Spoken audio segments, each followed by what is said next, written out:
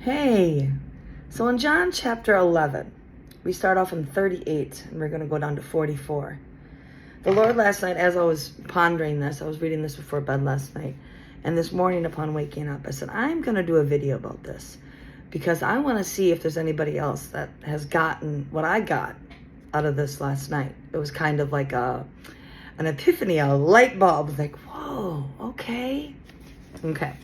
So it's talking about Jesus raises Lazarus from the dead. And we're going to read John chapter 11, verses 38 through 44. Jesus, therefore, again groaning in himself, cometh to the grave. It was a cave, and a stone lay upon it. Jesus said, Take ye away the stone, Martha, the sister of him that was dead. Saith unto him, Lord, by this time he stinketh, for he hath been dead 4 days. Jesus saith unto her, Said I not unto thee that if thou wouldest believe, thou wouldest see the glory of God?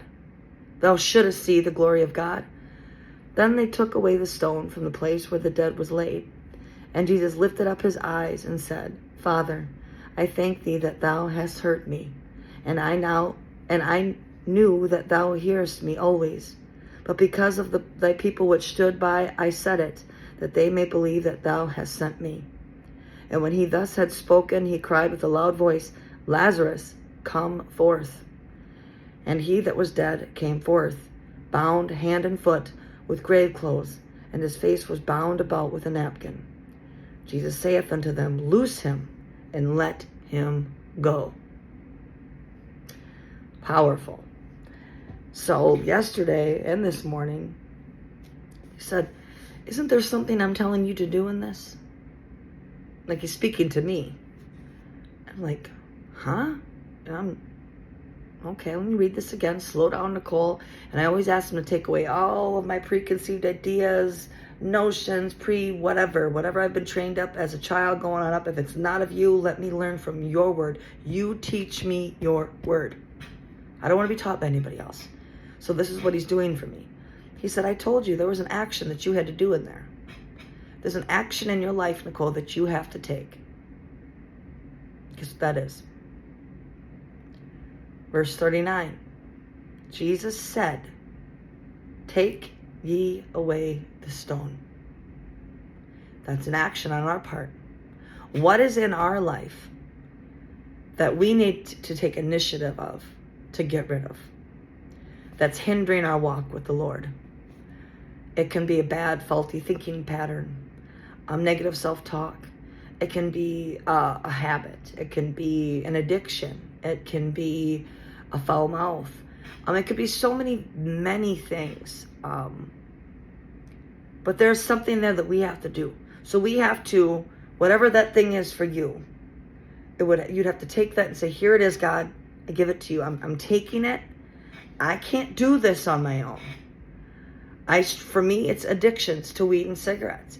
I constantly say, Lord, and every day I give it to him. Every day I give it to him. I surrender it to him. Even when there's days where it's like, Lord, should I keep going? Should I even try to keep going? Should I keep doing this? Yes. Do not grow weary in doing good. Don't. Because God will see you through.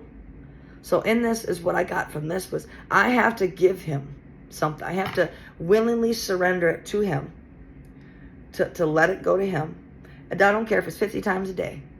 I don't care if it's a thought or whatever the case is. Lord, I know what I'm doing right. I don't want to smoke this cigarette. Please help me. Please forgive me.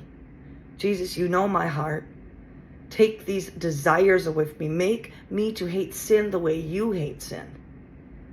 I pray that every day, every single day. Make less of me and more of you. Let I decrease, you increase. Everything I do, glorify you. Every video I post is for you. So there was another thing also here. Where was I at here? I think I lost track.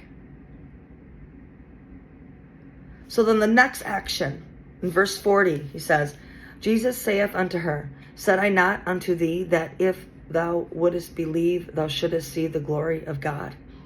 So what that's telling me is not only do we have to give him willingly, surrender it to him, we also have to believe in him and believe that he will help us. He'll meet us there. He'll meet us in that spot where we're at, whatever that may be, whatever struggle that is.